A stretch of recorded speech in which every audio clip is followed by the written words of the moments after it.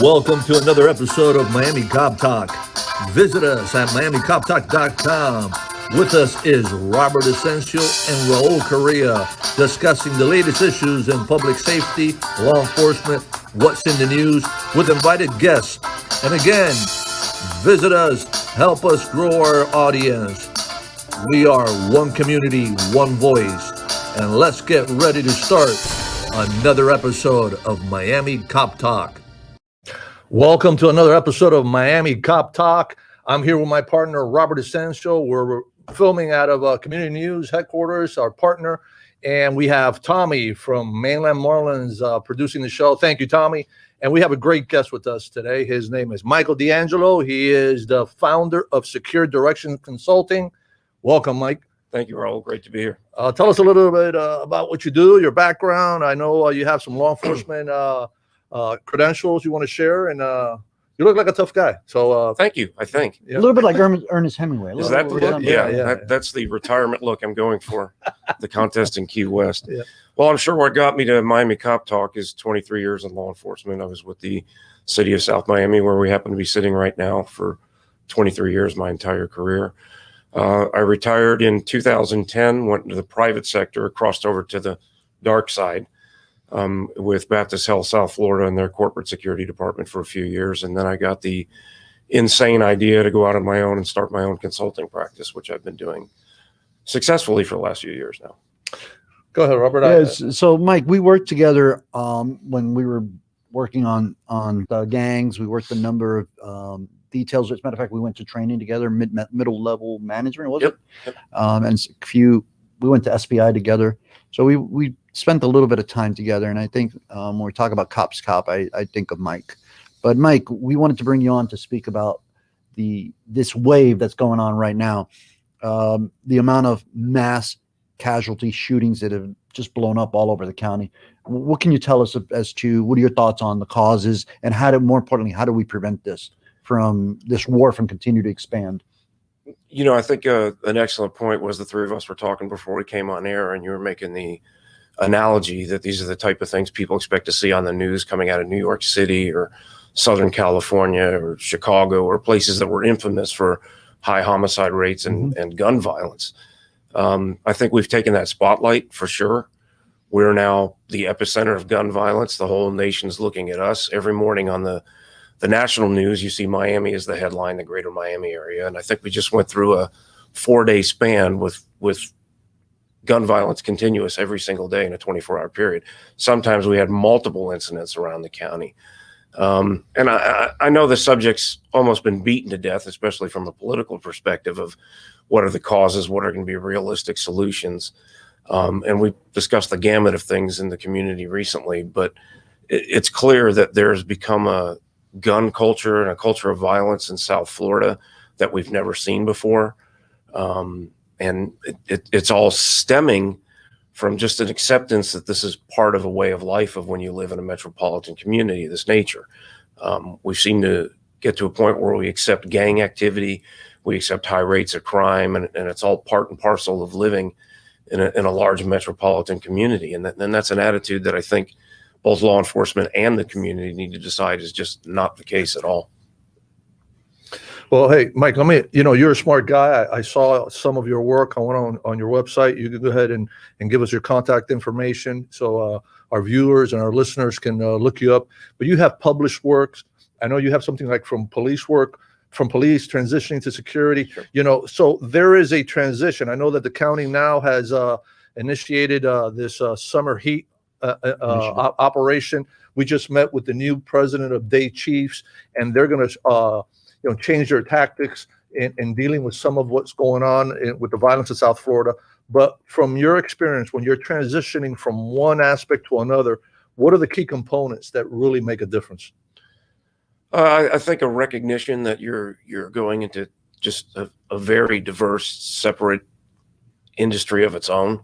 That even though there's a certain connection between law enforcement and the private security sector, that there's a whole new realm out there in that part of the industry.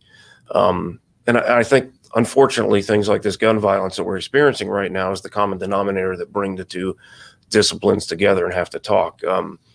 yeah, the local government is throwing the dollars at the fire, as they always do, and they need to do, of course, without fail right now. But there's just only so much we know public law enforcement can possibly do.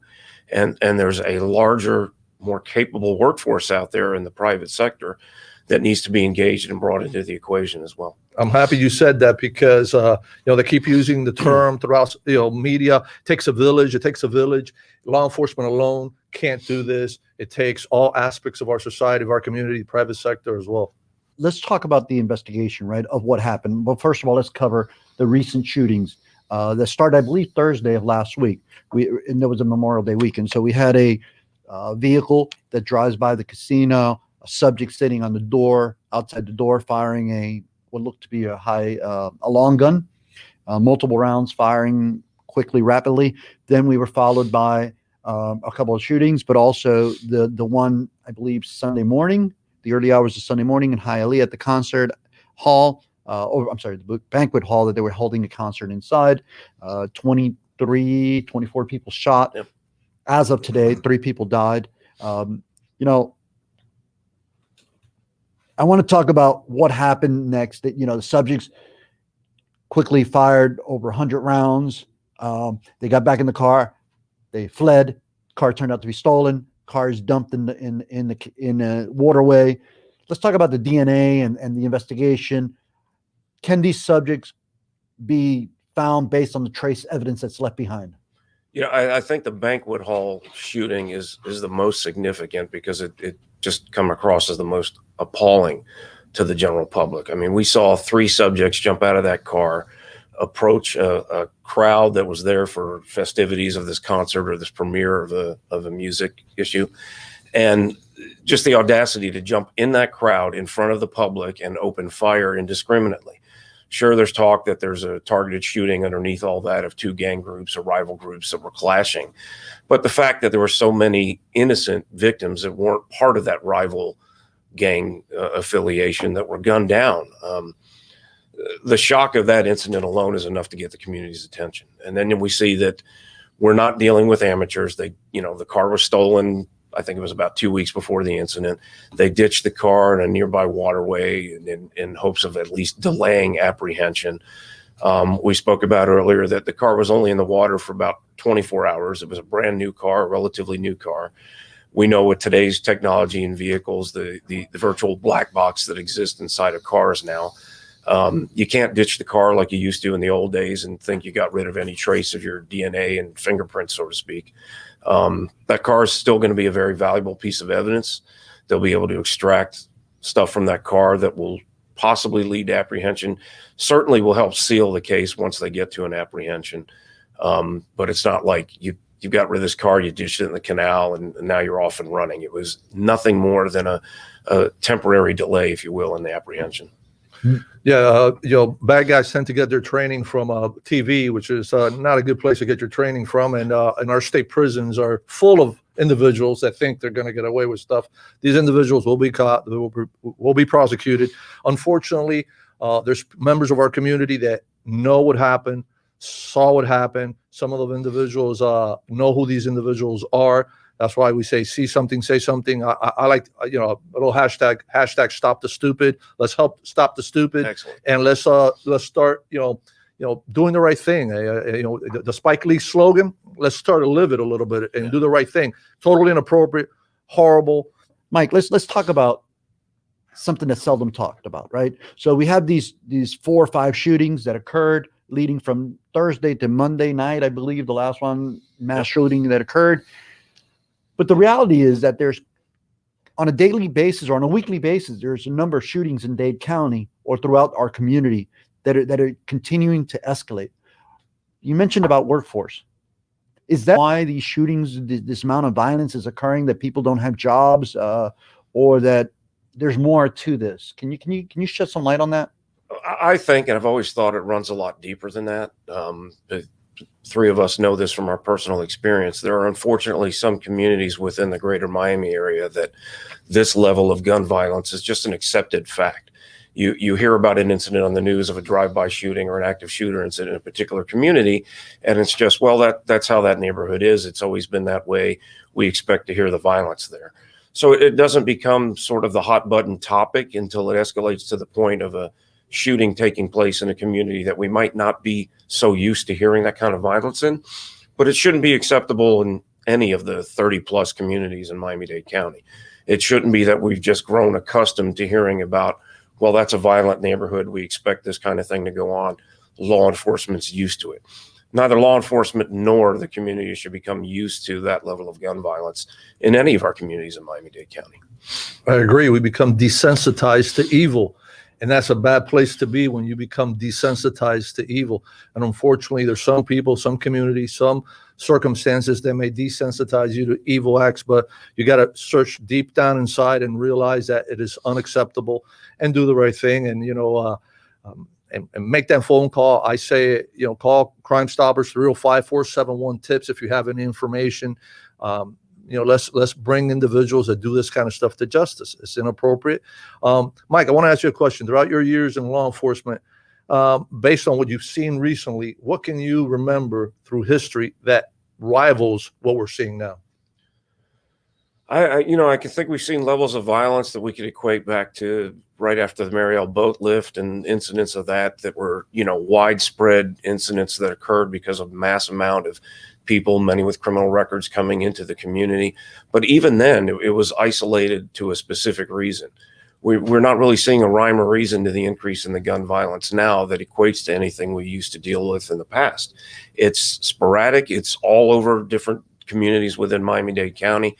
There doesn't seem to be rhyme or reason. It's not, even though this most recent one seems to have some gang connection, there isn't always that connection existing. And sometimes it transcends one community to another. I honestly can't think in my law enforcement career of a time and an era that came anywhere close to this in level of both frequency and how far reaching it is throughout the county. We've all been shot at it, and we know what it is to be under fire. But here's something to think about. There's been a call across the country for police reform. Some people say that police should not be militarized in any way whatsoever. But think about this.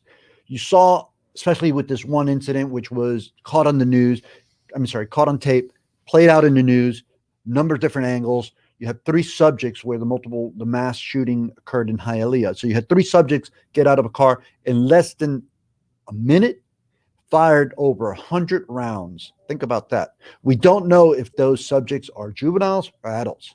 They were in a stolen car. It was premeditated. It was planned. You saw that they ditched the car. But what I want you to consider is when those subjects are identified and the police are tasked with going after those subjects, will the public be behind them if those subjects wind up shooting or causing the officer to shoot and kill them? What will our prosecutors do? What will our community do? How will they react?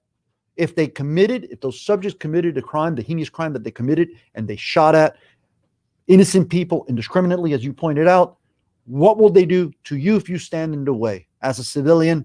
So that is a question that our community will be facing in a relatively, hopefully, short period of time, because I hope that these individuals, these animals, are taken off the street, because there's no place in society for anybody that's going to kill people the way that these people did. I have a question for you, Mike. I don't want to put you on the spot. I tend to be a little bit radical Raul here, but I think a lot of what our politicians have said throughout the past year or so on both sides of the aisle have affected the way we do our law enforcement profession, the way police officers are practicing their trade. There is a phenomenon called depolicing out there, and I can understand it. It's not that I support it, but I understand it. How much of that do you think is affecting the bad guys that are saying, hey, you know what? We got leverage here. Let's go out, take advantage of this situation where the police are being slammed left and right for being the bad guys. And that's why you see a lot of back to blue. That's why you see we have the back to blue flag, because we support our law enforcement on this show. We're Miami Cop Talk. We support law enforcement, safety first. What do you think about? There's no doubt that the need for police reform has existed for quite some time now, and we've seen some just absolutely horrific incidents unfold in the media. There's no cause for that in professional law enforcement, and there's absolutely no place for individuals like that working in the career of law enforcement. But ironically, I think I understand and sympathize with the call for defund the police and where that pain comes from. But the irony is the real solution is the exact opposite. It's increase the funding to law enforcement. Appropriate funding. Appropriate funding. Training. I see that in two places: training and the background processing. We need to be screening on a lot more stricter basis who we allow into this sacred profession. We need to make sure we have the individual that's psychologically sound to make those decisions between life and death. And we need to put training paramount in police budgets to ensure that we have the best, highest trained law enforcement officers on the street. And the root cause of all that, as we've all known for many times, is that the salary has always been far lower than it needs to be to truly recruit and attract a professional that comes in with the level of integrity of the individual that needs to be practicing law enforcement. I think if we've increased the training levels, we have a much stricter background and screening process in place in our law enforcement agencies, and we're ensuring that we're bringing in individuals of the highest integrity, these things will start to simmer down. And the community has good cause to scream for defunding police. I understand where that pain comes from, because there's been individuals in this profession that have come to light that the three of us wouldn't shake hands with for 1 minute. And that needs to come to an end. But unfortunately, the answer is the exact opposite of defunding law enforcement. It's give them the resources to recruit the best, train the best, and put the most professional police officer out on the street. And ensure that they have the highest standards possible, because I can tell you that the problem often comes, the breach of the public trust, the catastrophes that we often see in the news, played out in the news, bad cops, generally stems from low standards, right? Often agencies get caught up in the meeting the demand of a tight budget, putting officers on the street, ensuring minimum staffing, if there is such a rule within those agencies. But at the end of the day, what that does is that reduces the quality of professionalism that this service should be providing the community. Look, I think we've all investigated officers, the three of us that are on this panel here, but we also recognize that we need to put things in context. We need to make sure the public understands what it is law enforcement does and what it is that they're encountering, because we have a war on our streets. Yep, and how do we stop the war before it gets to the point where people just simply don't want to come to South Florida, tourists, but more importantly, people living in South Florida stop being victimized. So what about training? What do you think about training? And let's talk about specific training that the agencies can focus on in order to professionalize law enforcement and deal with incidents like this appropriately. I heard a great analogy not too long ago that you're not allowed to practice law unless you have a certain level of training and education and you meet a certain level of strict standards and codes. You should not be able to practice law enforcement either if you don't have a certain level of training and pass strict codes. And I think that's what we need to do. We need to enhance the overall training from the beginning, from the onset of a law enforcement officer's career and throughout the career. The three of us are used to the minimum mandatory that you have to go to every few years just to maintain your state certification. Many officers do nothing more than what they need to do to maintain their credentials. That doesn't cut it. We've come a long way since the foundations of community-oriented policing. Some concepts from COP have been proven not to be as effective as they were once thought, but the model there about involving the community and the root of the law enforcement mission was key, and that still needs to be looked at. I remember an old saying that community involvement helps prevent crime. Community involvement helps prevent crime and also apprehend those that have already committed crime. Right. So the key that Raul, that you were bringing up, is the community's got to get involved. I know there's fear and apprehension about making that call because of retaliation. And when you see that level of violence, you understand that fear and apprehension. But there are not enough law enforcement officers out there to do this. All the training in the world can't multiply the numbers. Even the most highly trained cop can only do so much without the community's involvement. It's going to only be a limit to their effectiveness. But I think that level of training needs to be something that involves both the community and law enforcement to learn to work together, and not so much the client and the service provider, but maybe more of a common denominator in how they work together as a team. I know that sounds maybe a little fluffy and optimistic, but there's no way this community of Miami-Dade County can be policed from the outside. It has to be policed from the inside out. I agree. And, part of what I do in my personal life is I'm involved in nonprofits, and I think the community does need to get involved. Let's get some kids off the street and involved in community activities and events and programs. And we have to change our mindset. Training is very important. I do a training called the faith factor. Why do you believe what you believe? And some people believe that, like you mentioned earlier, that this level of violence is acceptable. An eye for an eye, tit for tat. And it is unacceptable. And how do you change that mindset? Through training, through community involvement. I think you're right on the money when you say that. We need to reform what we do. If, what is the recipe for insanity, to continue to do the same thing and expect different results. So we got to do something different in law enforcement. We got to do something different with our political leaders. We got to do something different with our community. And it's a tough task. Hopefully this summer heat initiative, the summer heat operation is going to address some of those issues, and we'll be able to talk to some of our political leaders about that. Yeah. There's something that we spoke with the Miami-Dade County Public Schools chief of the police department for them, Edwin Opus, and he was sharing with us that his agency is putting his officers through extensive training when it comes to de-escalation, implicit bias training. But I would suspect that, there has to be a strong emphasis on, the tactical side to create a balance. And I know that for many people, this is an unnatural act, right?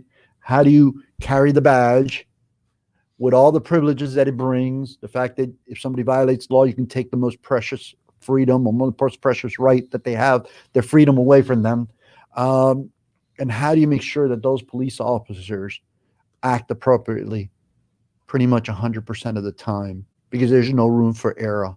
It's really interesting, and we should have more conversations with the local chiefs of police about their agencies and what they are encountering and how they're moving forward in reforming their agencies to really meet the complex demands of the community's policing needs. Yeah, and there are a lot of organizations out there, CFA, CALIA, standards. You brought up hiring consultants like yourself to train these agencies in better policing practices. Can you give us your information again, Mike, and where can people get a hold of you if they want to reach out to you? Sure, absolutely. The website is www.securedirection.net. My email address is michael@securedirection.net. I'd be happy to talk to anyone in the community at any time about the topic. Thank you, Mike. I really appreciate you being on the show. Look forward to having you more on Miami Cop Talk. For those of you that are just tuning in, visit us on miamicoptalk.com. We're on podcast, most major platforms that carry podcast. We're on the web. We're on YouTube. Visit us, drop us a line, but more important, to get involved and be part of this process. Thank you all. You have been listening to Miami Cop Talk. We hope you have enjoyed this episode, and visit us at miamicoptalk.com to get the latest on all our broadcasts. We want to thank our partners and sponsors that have made Miami Cop Talk possible. And on behalf of Robert Asencio and Raul Correa, we want to thank you for listening to Miami Cop Talk. Stay connected and visit us at miamicoptalk.com.